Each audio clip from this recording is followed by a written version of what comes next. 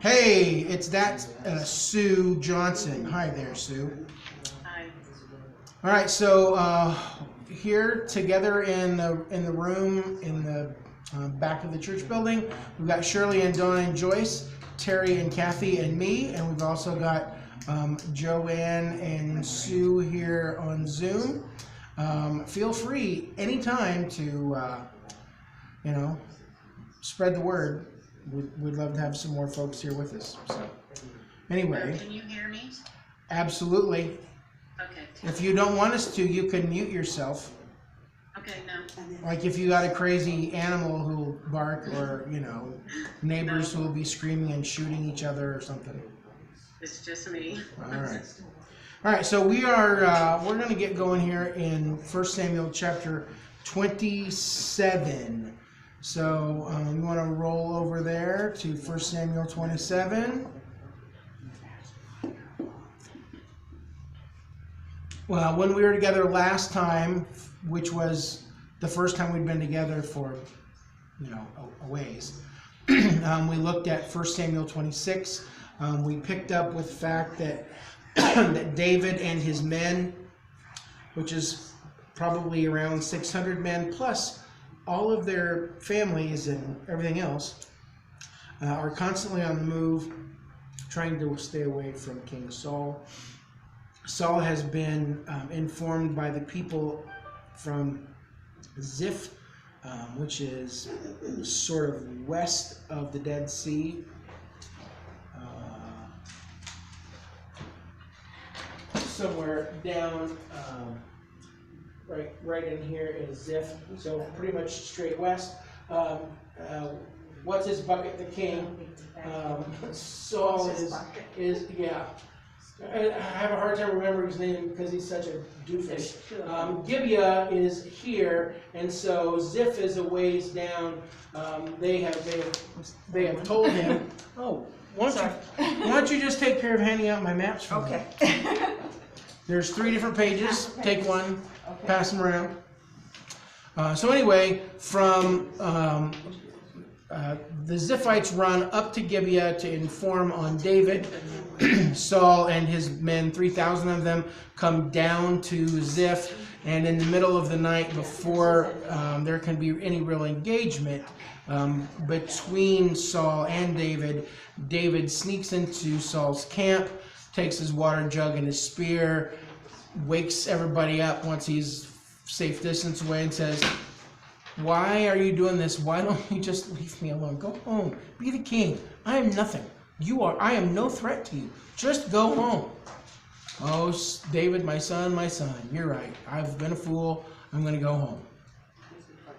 And that brings us to the end of chapter 26. So at the end of 26, we get this indication that David is considering a different plan. David went on his way, and Saul returned home. Chapter 1, verse 1 of chapter 27. But David thought to himself, one of these days I will be destroyed by the hand of Saul. The best thing I can do is to escape to the land of the Philistines. Then Saul will give up searching for me anywhere in Israel, and I will slip out of his hand. So David and the 600 men with him left and went over to Achish, son of Maoch, king of Gath, a Philistine. David and his men settled in Gath with Achish. Each man had his family with him, and David had his 2 wives, Ahinoam of Jezreel and Abigail of Carmel, the widow of Nabal. When Saul was told that David had fled to Gath, he no longer searched for him. All right. So David has made the decision that he is going to leave his homeland. He's leaving Israel.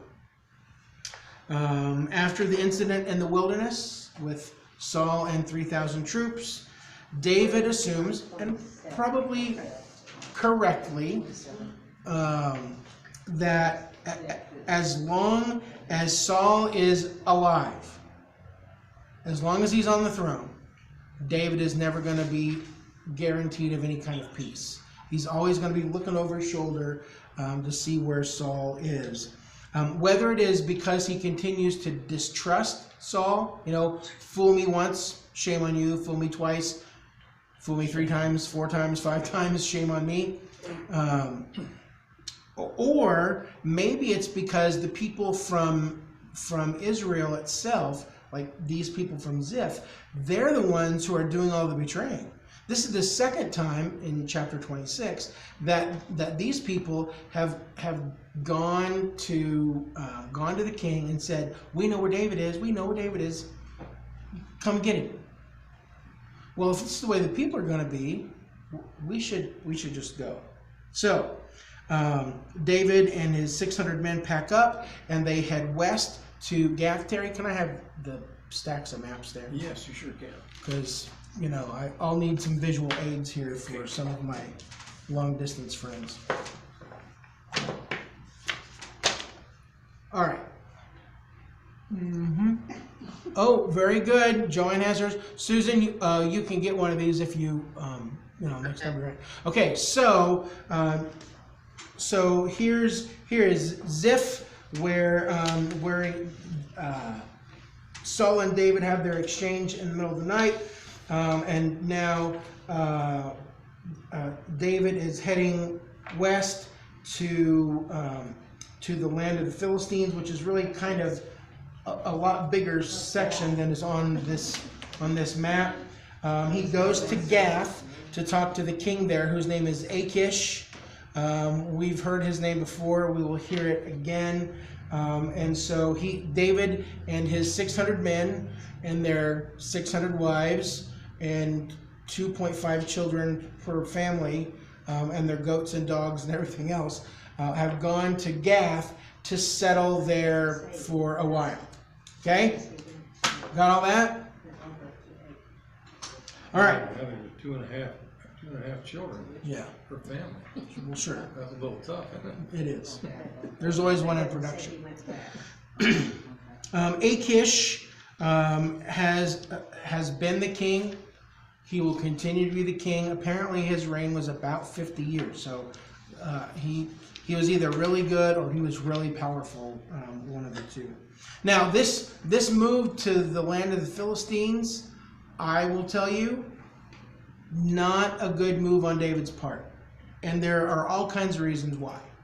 Let's talk about those. Okay, so first, he had heard earlier from the prophet Gad, back about 4 chapters ago, chapter 22, that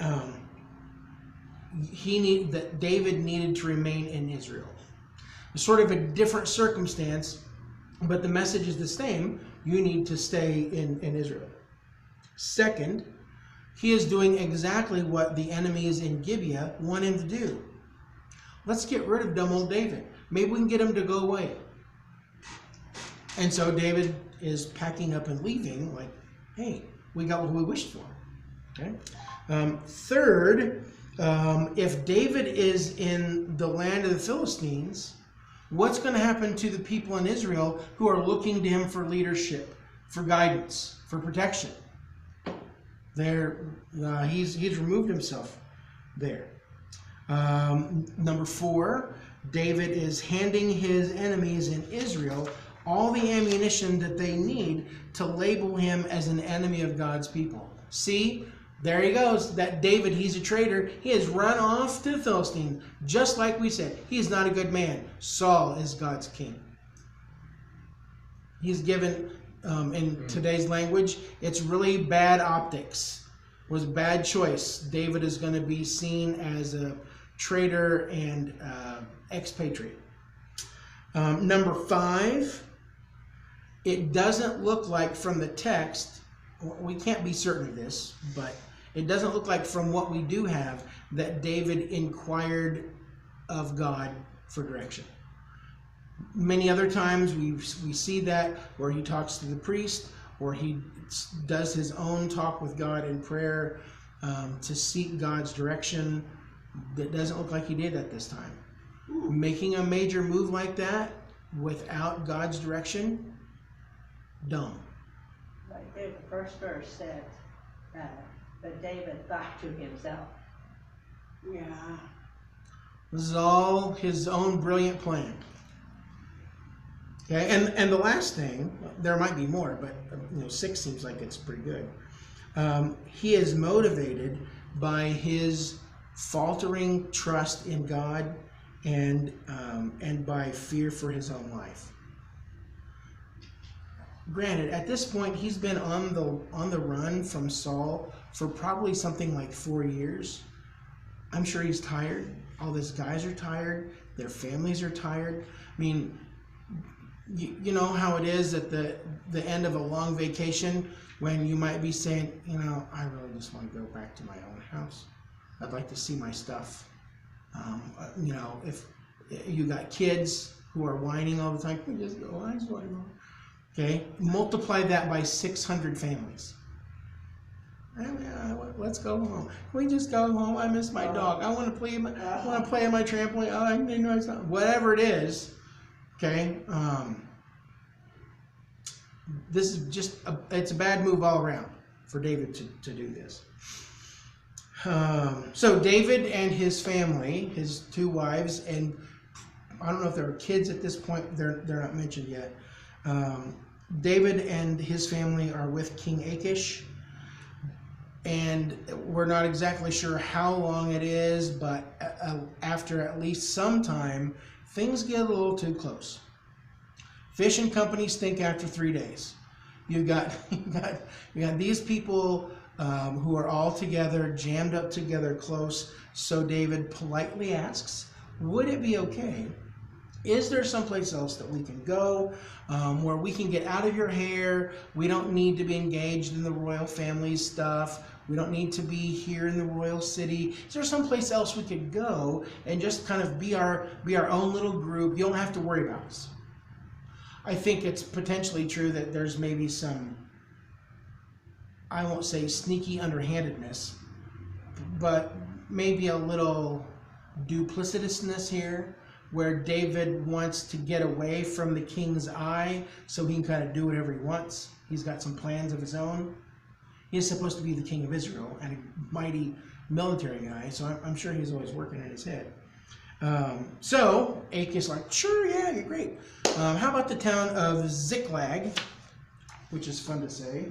We don't know exactly where Ziklag is, but it is south in one of these sites. It is south of Gath, probably I think it's 25 miles or so, which is like 3 days walk. So David is going to have a lot more freedom to just live life how we'd like to. He's out from underneath, reporters and royal attendants and all that. So he is given the city of Ziklag, where he'll be essentially like a governor of the town. But he's taking all of his own people with him. Okay? So he goes to Philistine first, and then he goes to Ziklag. Yeah, so he's left Israel, which would be everything on the left-hand side or the right-hand side of that page. And now he's gone over to Philistine territory, which there are 5 major cities kind of along the end of the Mediterranean. Gaza, Gath, then I can't remember the other 3. But they're all really kind of along that end. They're beach people, seafarers, so they've settled here on the coastal plain. The Israelites are like hill people. It's, there's more farming and shepherding and this kind of stuff. So he has gone from his own home territory to enemy territory. He went from one of the 5 royal cities in Gath down to this nowhere place, Ziklag, which is kind of on the outskirts, away from everybody else, where he can just kind of do what he wants. He's still in Philistine territory, but just not so close to any of the 5 kings of the Philistines. And he's going to use Ziklag. I'm sure Achish doesn't know this, but he's going to use that as his base of operations for all these little raiding parties that he's going to go do in the months ahead. So one last thing, in verse 4, we're told that Saul finally gives up his pursuit of David when he hears that David has gone to the Philistines. Remember, at the end of 26, he said, "Oh, I'm not going to chase anymore." That's right. It's not until the beginning of 27 where he actually goes ahead and fulfills that promise. Some time has passed. Clearly, it's not really until David is out of the country until he says, "Well, I'll let it go now." So even after he gave him his word, he was still after him some, or I think do we he, not know? I think he meant it for the 5 minutes that David was around, and now that David's gone, like, okay, how are we going to get David? Not recalling this tearful promise that he made in the dark. So why would Achish, the king of one of the Philistine kings from the city of Gath, which is Goliath's hometown, why would this Philistine king say, "Well, sure, David, come on over. Why don't you hang out here for a while? You can bunk with us, buddy, no problem." So be afraid of him. Well, David has tried this once before. You remember back 4 or 5 chapters that David ran to the Philistines before by himself and asked to stay and had to pretend like he was, he was Looney Tunes, so everybody would leave him alone, just let him get out of town. Okay? I think there's some differences here. What's that? Was he hoping maybe the king was hoping to create an ally? I think that is part of the equation. Yes, he's looking to make an ally. Or maybe figures that he already does. Okay, so one major difference is that this time David is traveling not alone with his backpack. David has brought with him 600 soldiers who are not just like rank and file, march and decorate and parade kind of soldiers. These are like guerrilla warriors. They hide out, they swing from the trees, they hide behind rocks. They have done some amazing things as soldiers for David. And Achish must believe, well, if I've got David, who is some kind of military genius, and 600 men who are absolutely dedicated to following him, oh, this only helps us out. We should be friends. Okay? Plus, along with what Joanne said, David is not now just an enemy of the Philistines. David is now, in Achish's mind, the enemy of his enemy. And the enemy of the enemy is my friend. We all hate BYU together. Amen. Amen. Go Utes. Okay, the deal at home was my 2 favorite teams are IU and whoever's playing Purdue. The same thing works here with Utah and BYU, and it works here for David and Goliath and Saul. Okay, Achish hates Saul. He believes that David hates Saul, which he doesn't actually hate him. He has never said once that he hates him. He just is tired of being chased. Even though he believes that David is all anti-Saul, he's going to make David a very treasured ally, and this can only benefit the people. I'm sure he had to give this a little bit of thought before he said yes. But, that's got to come in big pictures to him. This is going to be good because this, oh yeah, David, absolutely. You just come on over, buddy. Let me give you whatever it is that you want, your little heart's desire. We'll get you fixed up. Verse 8. Unless you have any other questions. Okay, I will tell you that down there in verse 7, it tells us that that David stayed in the Philistine territory for 16 months. So it was a pretty good stay. Well, let's go down to verse 8. Now, David and his men went up and raided the Geshurites, the Girzites, and the Amalekites. From ancient times, these people had lived in the land extending to Shur and to Egypt. Whenever David attacked an area, he did not leave a man or woman alive, but took sheep and cattle, donkeys and camels, and clothes. Then he returned to Achish. Why is he doing that? I'm with you. That bothers me. What is he doing? Hang on. When Achish asked, "Where'd you go raiding today?" David would say, "Oh, against the Negev of Judah, or against the Negev of Jerahmeel, or against the Negev of the Kenites." He did not leave a man or woman alive to be brought to Gath, for he thought they might inform on us and say, "This is what David did." And such was his practice as long as he lived in the Philistine territory, 16 months. You don't sound like a very nice guy. Achish trusted David and said to himself, "He has become so obnoxious to his people, the Israelites, that he will be my servant for life."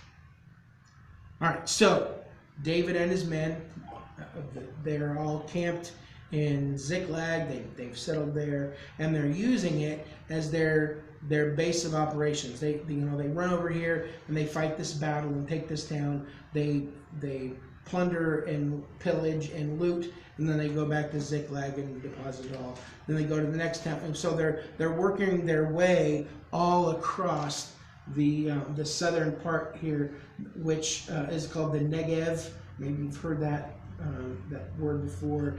It mostly just kind of means like dry or barren. This is not a lush part of the world. It's kind of dry and sandy and rocky. And David and his men are making all these excursions out from there. It says the word used means literally that they are stripping the towns. That they go in, they take everything that they can that's not nailed down, they take it back home. There are no survivors. There are no witnesses. David has dealt with witnesses. He has dealt with rats, narcs, the people from back home where he was a good guy were tattling on him all the time, and so he has now made the decision that nobody is going to go back to the Philistine kings to tell them what I am doing. Because it's not obvious to us yet, but what David is doing in making these reports is he's kind of giving the answers like maybe your high school age son does about homework. Hey, you get your homework taken care of? Oh yeah, Mom, I'm working on it. Or I don't have any. I'm working on it. Well, what does that mean? Oh, I've been working on 2 or 3 different assignments this afternoon. Which could mean I opened my computer and I looked at it, and then I was watching videos on my phone. But it's open and I'm working on it. He's essentially leaving out some details. He's saying, well, we went down south, down south in that territory in southern Judah. We're kicking tail down there against the people in the Negev. We did those people and those people and those people. And what Achish hears is he's going against the southern territory of Israel. He's going against Judah, and he's waging war against our common enemy, Israel.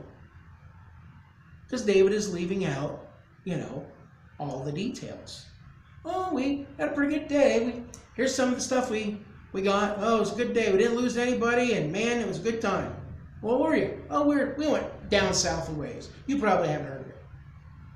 That's the kind of answer that David is giving. He has adopted some practices here by hanging out with the Philistines that he probably wouldn't have if he had stayed home.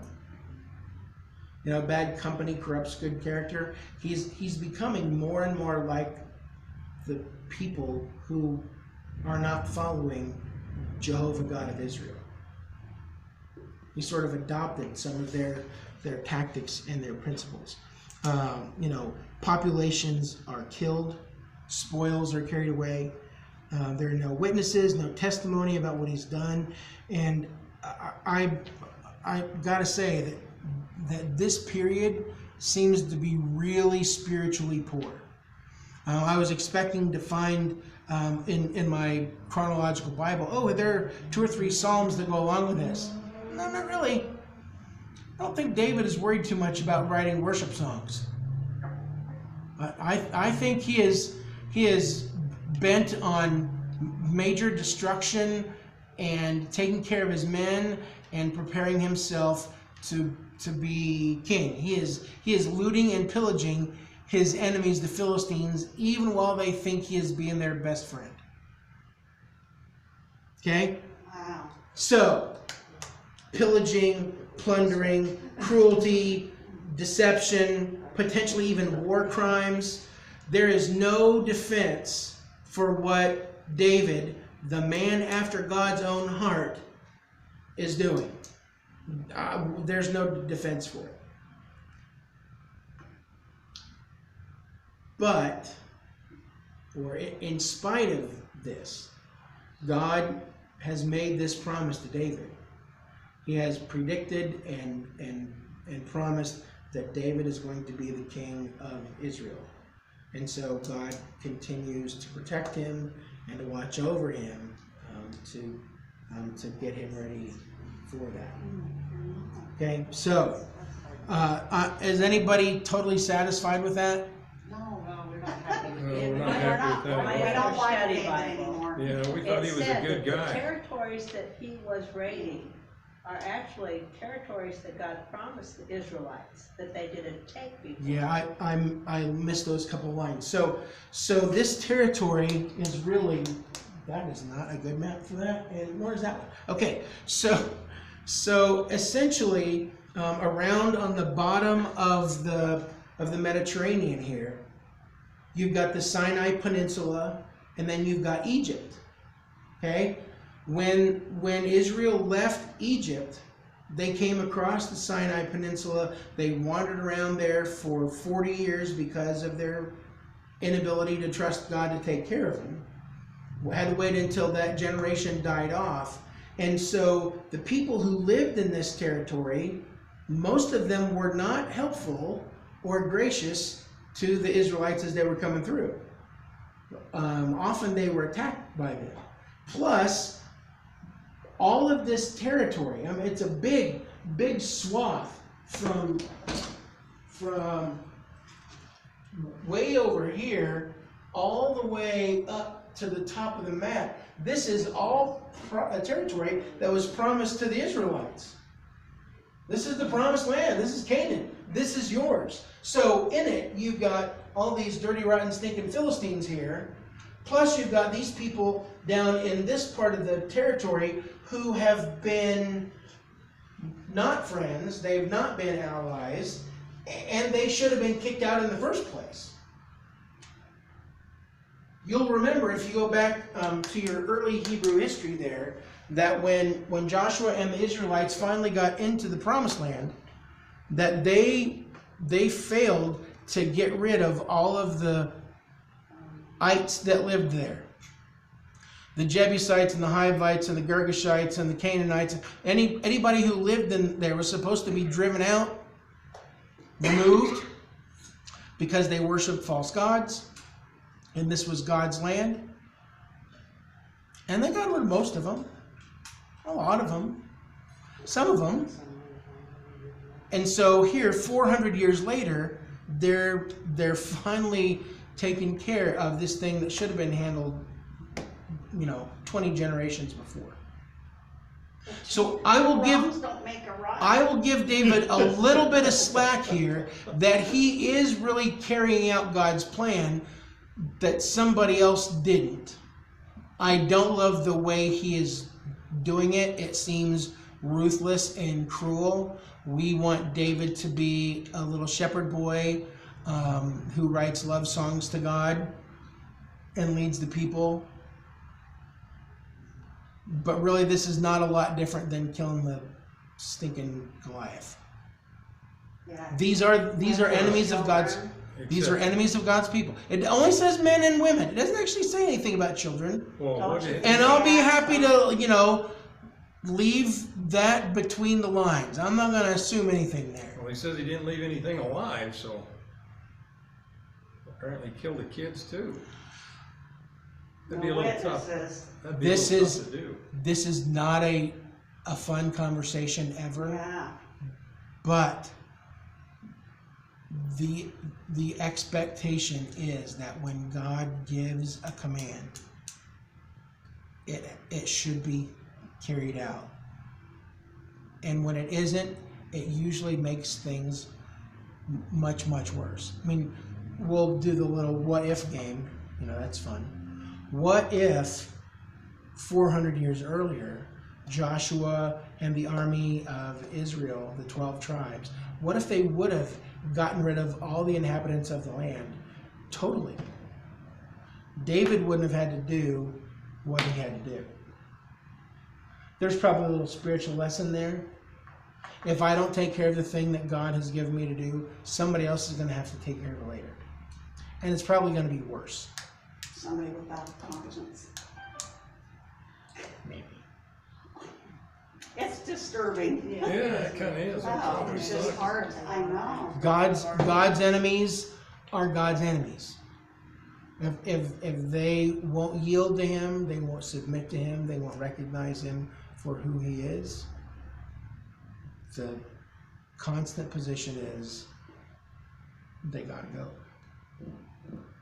Well, he should have created some kind of a landslide or something, wipe them out.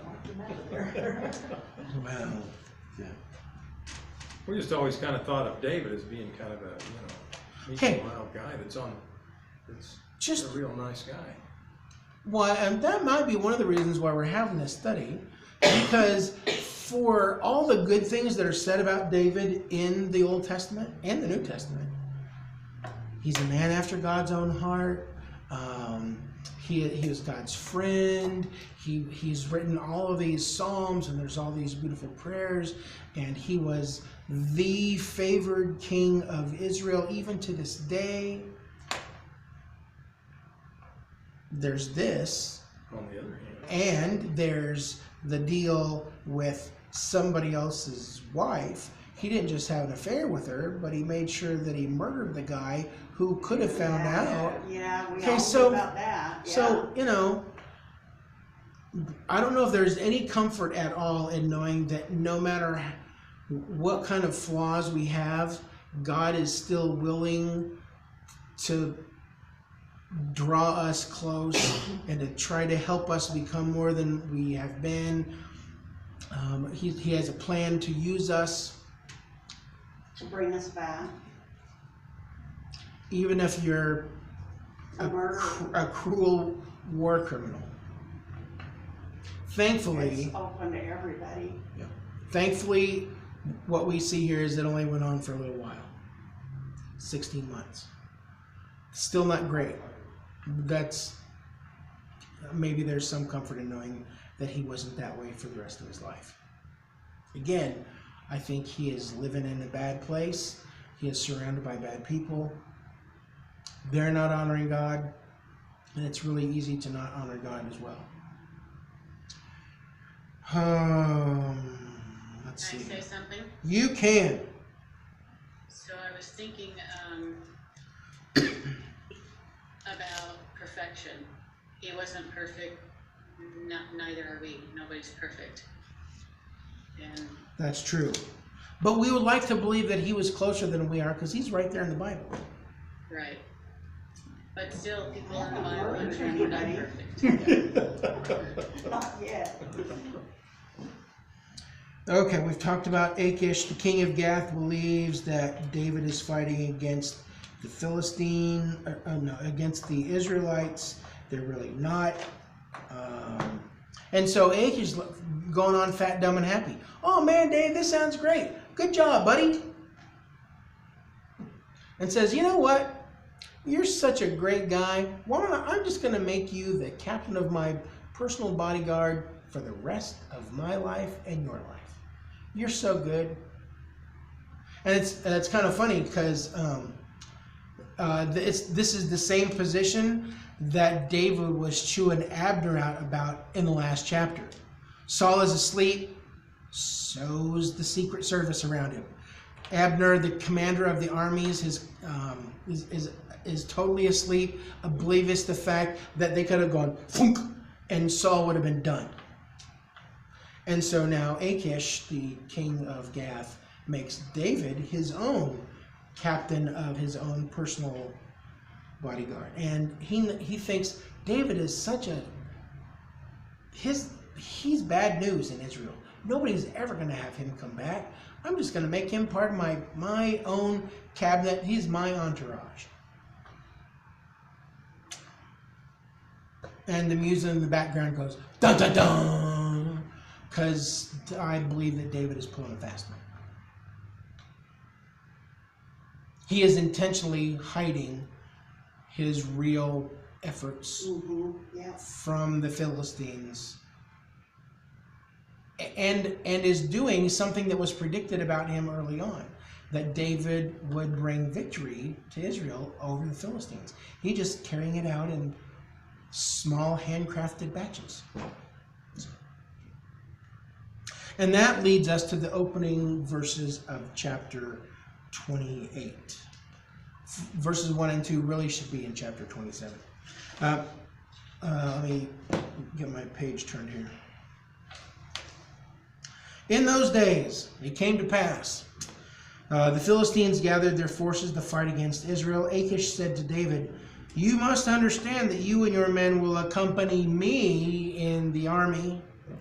David said, "Then you will see for yourself what your servant can do."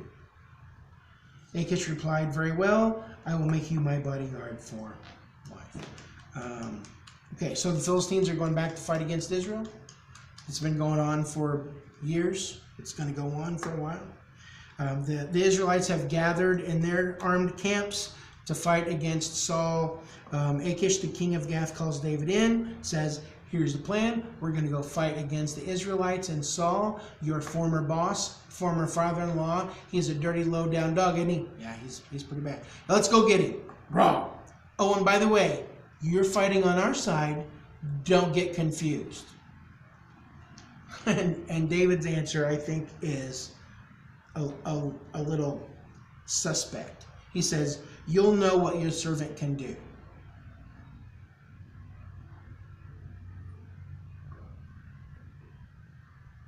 I don't know if David is being genuine, like, "Oh yeah, I'm here to serve you," or if it's like, "Yeah, sure, we're absolutely going to see how things go today, won't we?" Being the guy I am, I suspect that it's latter. It's number 2, that he's going, "Yeah, we're gonna, you'll see what your servant can do."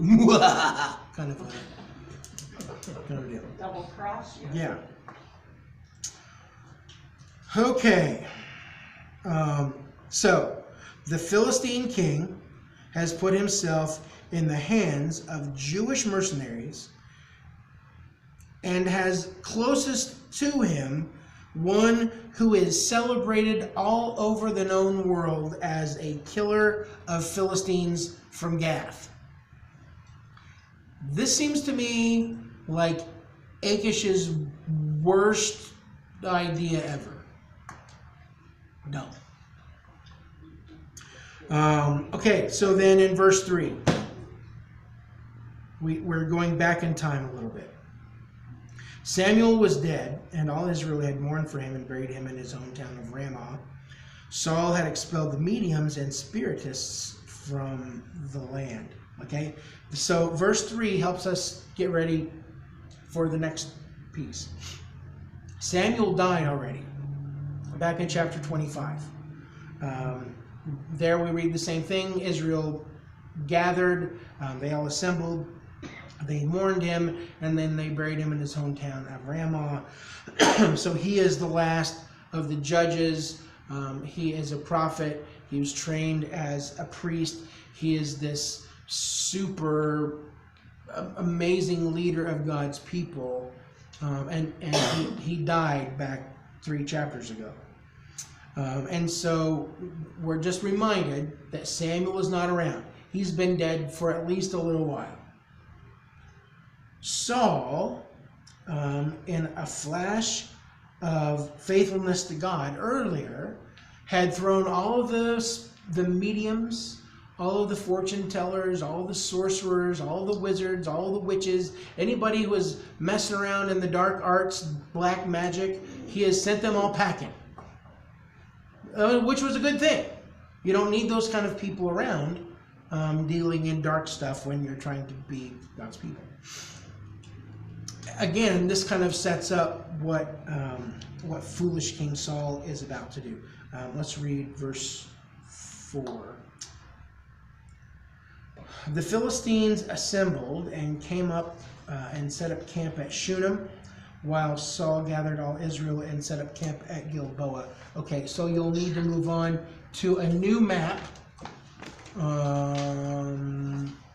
Actually, there's 2 of them for 1 Samuel 28. You do not have these. I just made these today. I did not draw them nor color them. Okay. So anyway, here they are. They're going to be backwards for somebody. Sorry about that. No. So they have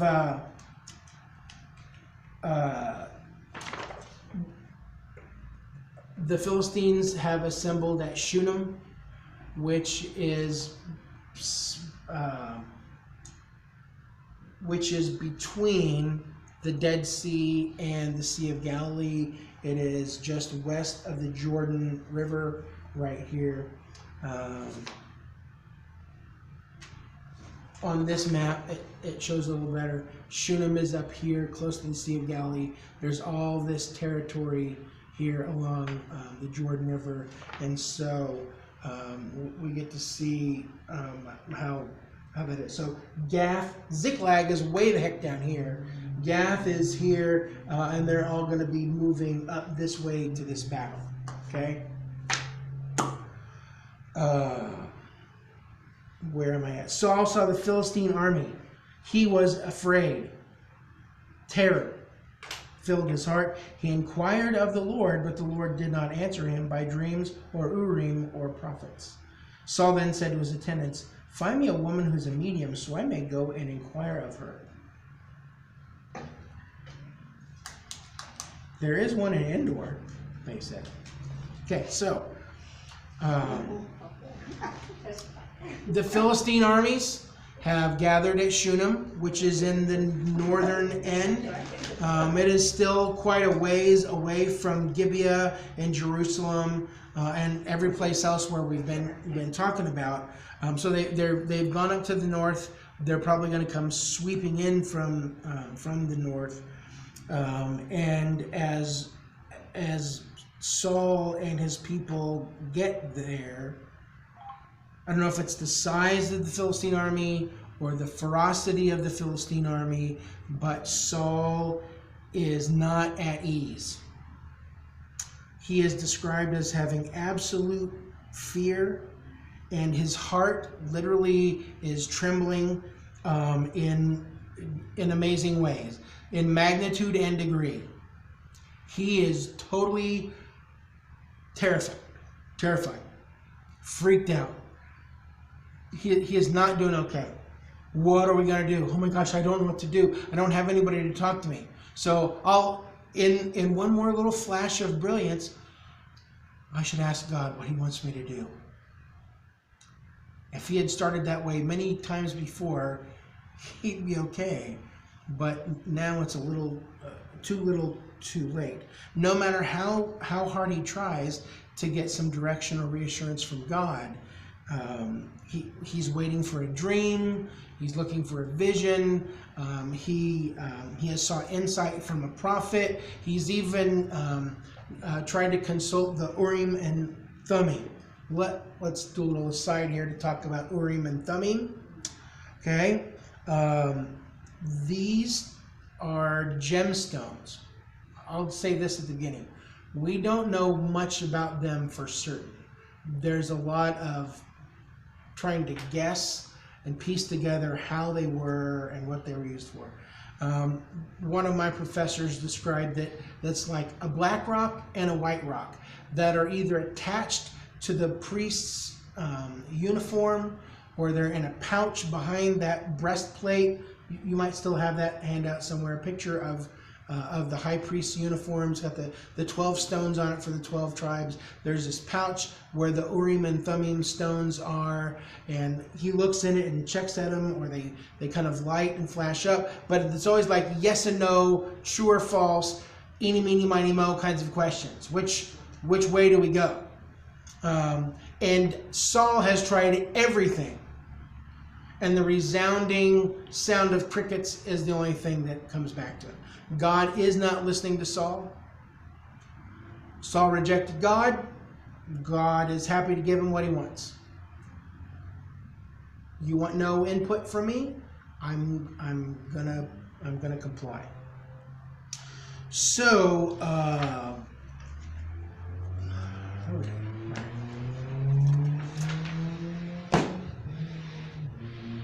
what should I do? Give me a sign. How do I move? Should I go to war? Should I stay home? When do I? He's got nothing except questions. So I think that sort of underscores Saul's broken relationship with the Lord. He turned his back on God, and God has given him the distance that he is looking for. But he desperately wants an answer. And so here we see him making another very rash, unwise decision. I know who I can get for help. Hey guys, come in here a minute. Do we know, are there any mediums left? I know I had them all killed and run out of the country, but have you heard, is there anybody left? You know, somebody running one in their basement or their attic or something? Is there anybody I could talk to? There is a woman. There is this one lady. It says that she sells herbs and incense. I'm not sure that's everything that's going on in her shop. In the Sayers movie translation of the Bible. Witchcraft, sorcery, wizardry, necromancy, spiritualism, divination. I mean, there's lots of different words to describe people who are holding seances and doing palm readings and fortune tellings. The law of Moses, way back earlier, forbid contact with the dead. Leviticus 19:31, don't try to consult the dead. Don't go looking for them. There are promised harsh consequences for doing so. If you sought a medium to talk to the dead, you would be cut off from the Lord, and you would be cut off from the people. You're out of the club. You're moving. You're evicted. And if there was somebody who was caught doing this kind of divination, holding a seance, gazing into a crystal ball, reading tea leaves, they were to be executed by stoning. So what Saul is suggesting here and thinking about doing really is not like a minor deal, like, oh, maybe I can go get my palm read. Maybe I can go get tarot reading. No. There's major consequences for this. You'll be kicked out of God's nation, and you and the people that are doing it are going to be executed. It's a bad thing. So, the attendants point out this woman. She lives up at Endor, not the planet from Star Wars where the Ewoks live. This is a totally different experience. And so, under the cloak of darkness, he changes his clothes, gets out of his general commander-in-chief king's clothes, and goes under the darkness of night with a couple other attendants. They travel up to Endor, which is north of Shunem, and he wants answers from a dearly departed friend. So, hey lady, well, I heard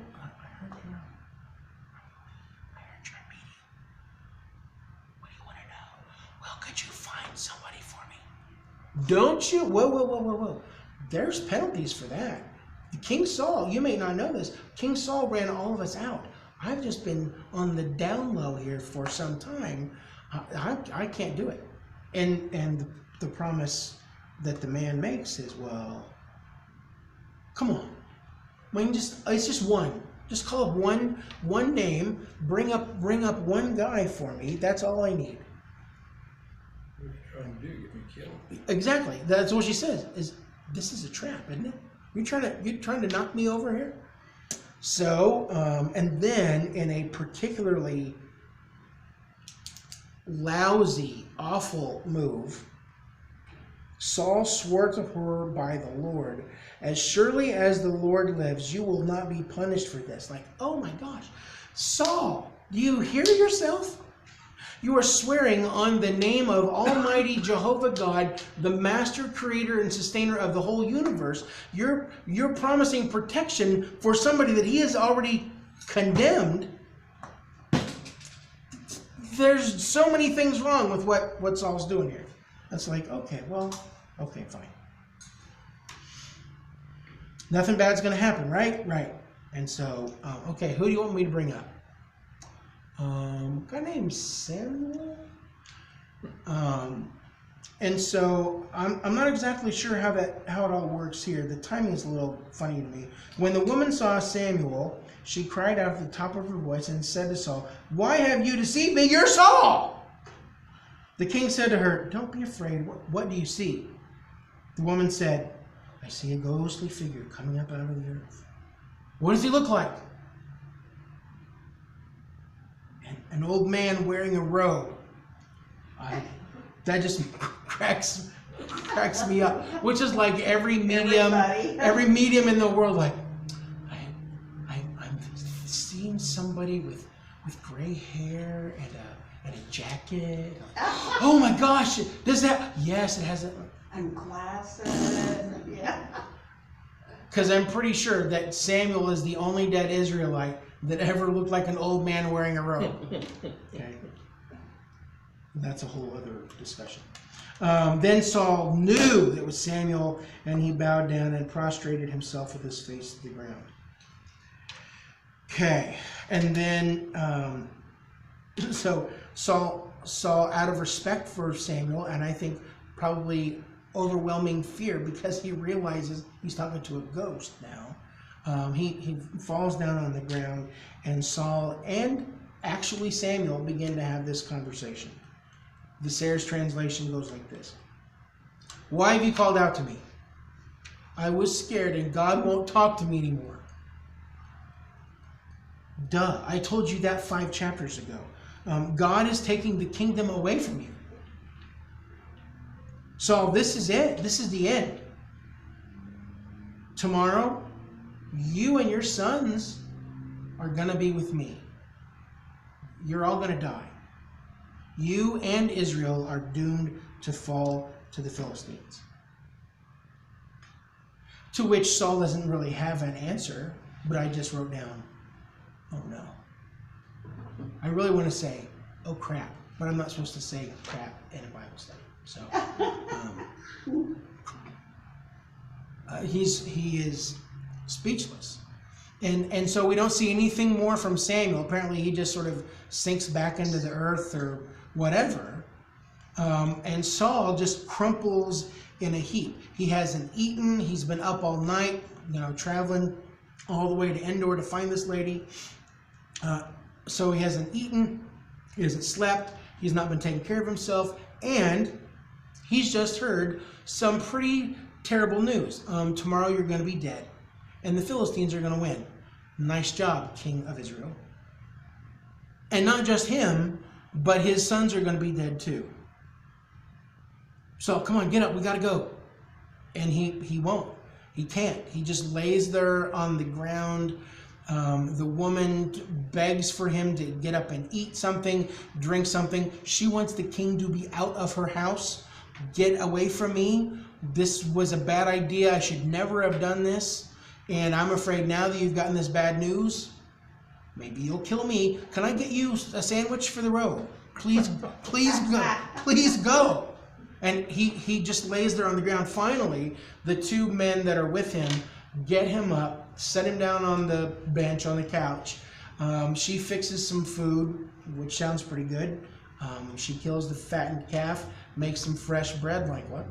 That sounds pretty good.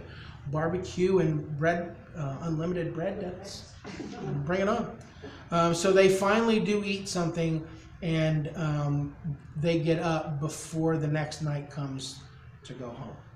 And that kind of brings us to the end of chapter 28. It is not a great deal. Chapter 27 is hard because we see David, our hero, being a total Jerk. There's lots of other words too, but yeah, he's been a total jerk.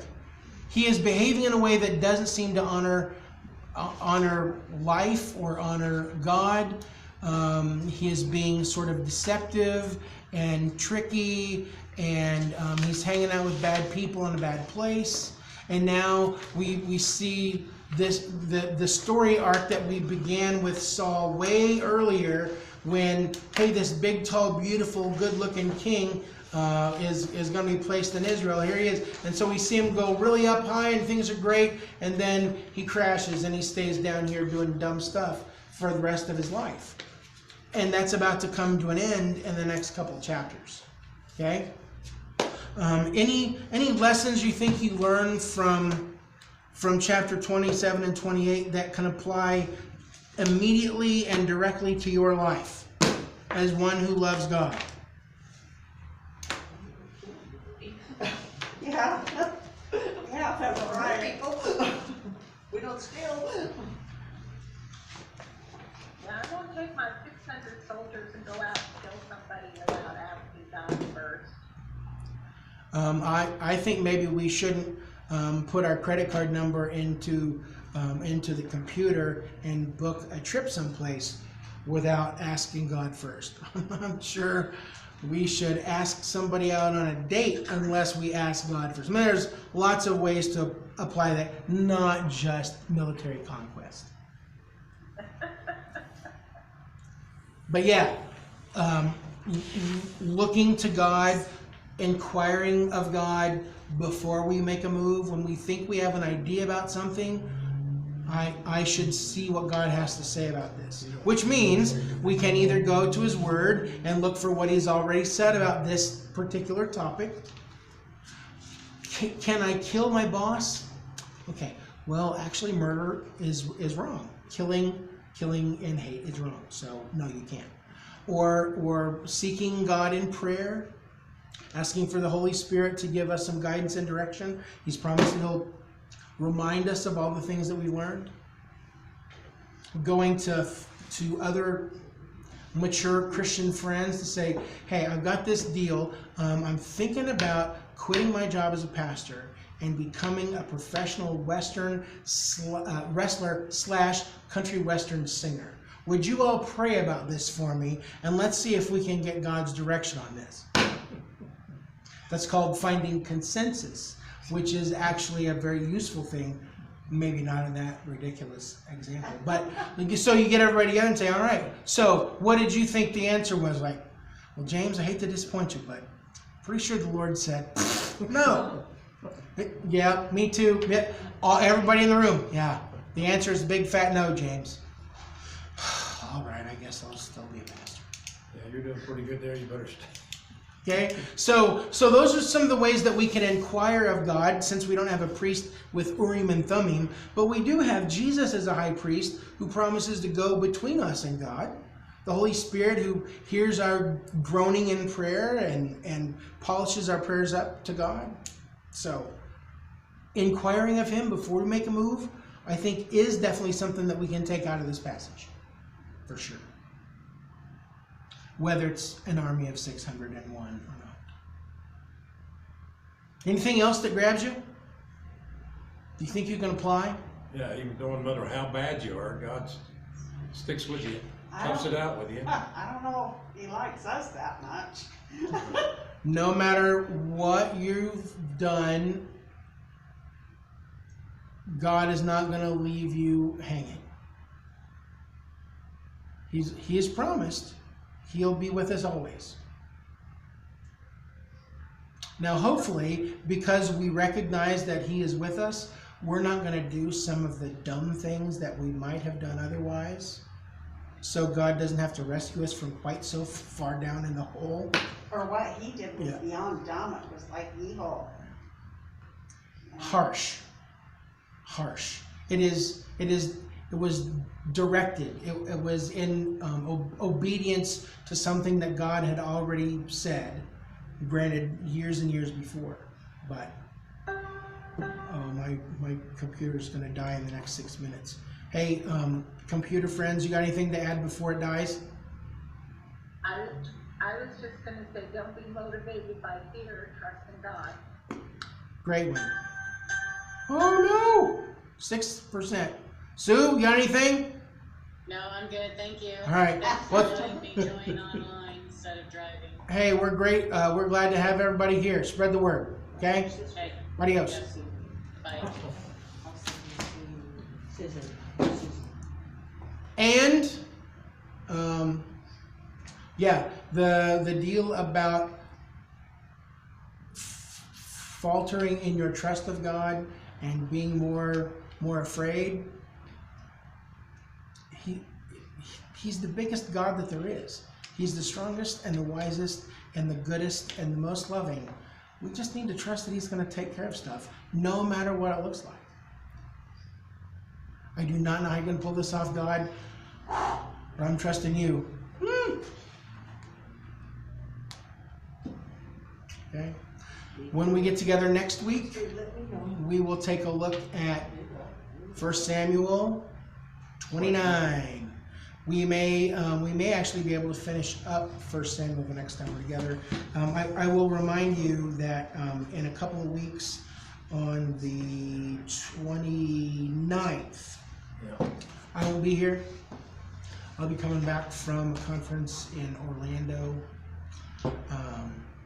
So we won't meet 2 weeks from now. We will meet next week, but we won't meet the week after. Okay? Okay. It's great to have you here. Don't forget to go back and listen to some of the other things that are online. The whole series is there, plus a bunch of other really good stuff. Okay, love you, bye.